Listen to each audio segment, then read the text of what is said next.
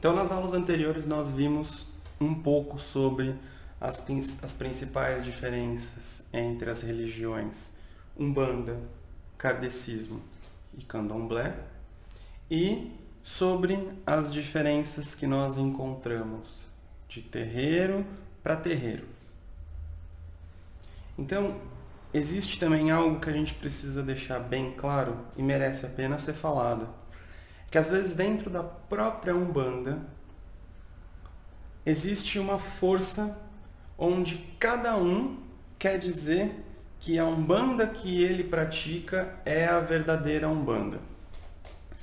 E isso merece muito cuidado para ser observado.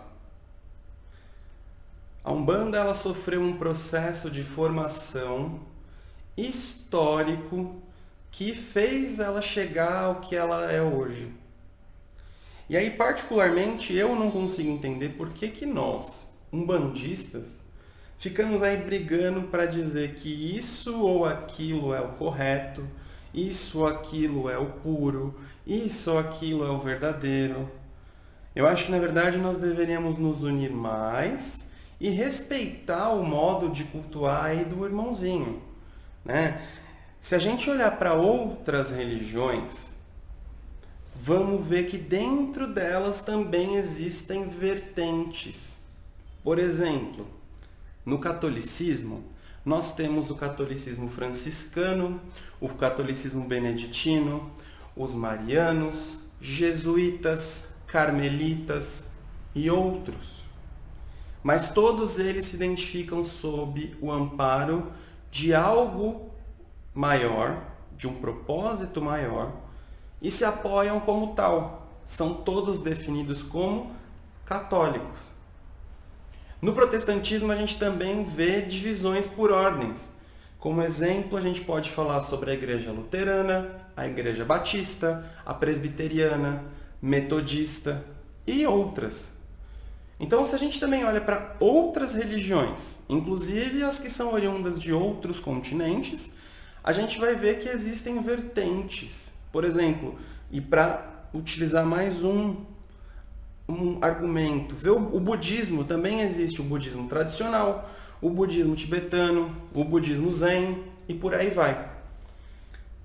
E o que a gente quer dizer com isso? É simples, bem simples. Quando a gente olha para outras organizações religiosas, elas também possuem as suas vertentes. Então, não tem nada de errado a gente ter dentro da Umbanda a Umbanda sagrada, a Umbanda esotérica, a Umbanda iniciática, a Umbanda homolocô, entre outras. O que tem errado é a gente olhar para a doutrina teológica que nós particularmente escolhemos seguir e achar que ela é a única que é a correta. E aqui é bacana a gente diferenciar dois conceitos que vão amparar um pouquinho isso do que a gente está falando. Então, quando a gente está falando de religião, a gente tem o que a gente chama de linha doutrinária, que é a experiência de construção religiosa vivenciada pela pessoa que está ali falando sobre a religião, ensinando sobre. Ou seja, é tudo aquilo que aquela pessoa viveu durante a sua vida até aquele momento dentro da religião.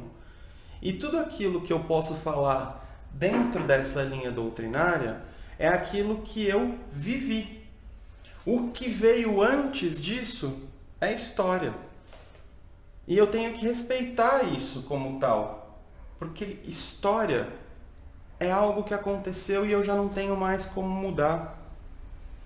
E um outro conjunto de ideias que trabalha junto com este é a linha teológica. E é o conjunto de informações onde é amparado a base do conhecimento. Ou seja, a partir da linha teológica, escolhe-se algo que tem sentido para a pessoa enxergar o sagrado. Então, um exemplo prático. Eu iniciei minha caminhada dentro da Umbanda esotérica. Com o passar dos anos, leitura, contato com outros autores, outras literaturas, eu conheci a Umbanda sagrada. E no meu campo de conhecimento, da maneira, minha linha doutrinária de enxergar, essa linha teológica de Umbanda sagrada foi a que mais fez sentido, porque ela traz um conceito de Deus desde a origem. Então ela traz um conceito de Deus de cima para baixo. E isso para mim faz muito mais sentido de ser explicado do que a gente tentar enxergar a religião de baixo para cima. A partir do humano chegar no sagrado. É melhor a gente vir da origem e chegar no humano. E aí, dá pra gente lembrar que Deus está na origem de tudo. Então, se ele está na origem de tudo, todas as religiões são um caminho de retorno a Deus. E caso você ainda não tenha ouvido falar, religião vem do latim. É uma palavra que significa religar ou voltar a ligar. Então, religião, religar.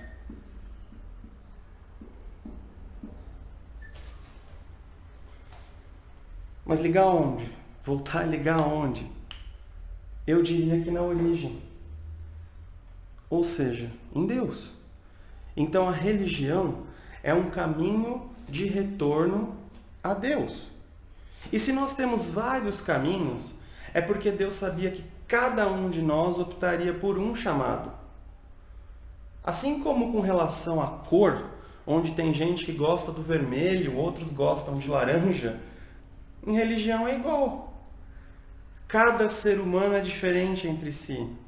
Tem experiências diferentes de vida, maneiras de enxergar o sagrado, diferenças que foram moldadas na sua cabeça no decorrer da sua criação, da sua formação como adulto. Então é muito natural que cada um de nós escolha um caminho que tem mais afinidade. É por isso que eu defendo que nós, umbandistas, deveríamos nos apoiar e parar de discutir quais as doutrinas da Umbanda que é a mais correta. Qual a religião do mundo que é a mais correta? Se você for, no final das contas, uma pessoa correta, coerente, que está buscando fazer o bem acima de tudo, que está buscando melhorar como pessoa, através de um olhar crítico para si mesmo, seus atos, suas atitudes, corrigindo aí seus defeitos e ao mesmo tempo reconhecendo as suas qualidades para que elas apareçam no seu modo de lidar com o mundo, então pouco importa o caminho que você escolhe trilhar. Dentro deste caminho que nós estamos construindo juntos, nós vamos falar um pouco sobre algumas dessas doutrinas da Umbanda de forma resumida. E a gente vai falar bastante sobre Umbanda Sagrada, porque foi a linha que fez sentido para mim. E isso quer dizer que eu acho que as outras estão erradas? Não. Só quer dizer que este modelo, onde Deus está na origem, os pais e mães orixás são desdobramentos de Deus, que são ali também caracterizados por sentidos divinos, fez mais sentido para mim, porque dessa maneira a gente consegue encaixar qualquer orixá. Ah, então quer dizer que esses orixás um dia podem ser substituídos? Não sei. Mas se em religião nada é estático, a gente tem que entender o que existe hoje para talvez em um determinado momento futuro entender o que vem depois. O que a gente precisa ter sempre em mente é que apesar da gente ter várias umbandas, todas elas possuem uma espinha dorsal muito parecida. De novo, nós vemos incorporações de crianças, caboclos, pretos velhos. Vemos incorporações de Exus, pombagiras. E se isso não fosse algo permitido pela própria espiritualidade, já teria sido recolhidos. Porque aqueles que estão aí praticando, e se fosse algo não permitido, já teria sido recolhido. Mas pelo contrário, vemos aí vários terreiros trabalhando a espiritualidade, cada qual de sua forma, mas com o único objetivo de realizar o bem, praticar a caridade sem esperar nada em troca e ajudar todos aqueles que estão ali buscando um pouco de conforto e um pouco de consolo. Porque esse é o objetivo da Umbanda.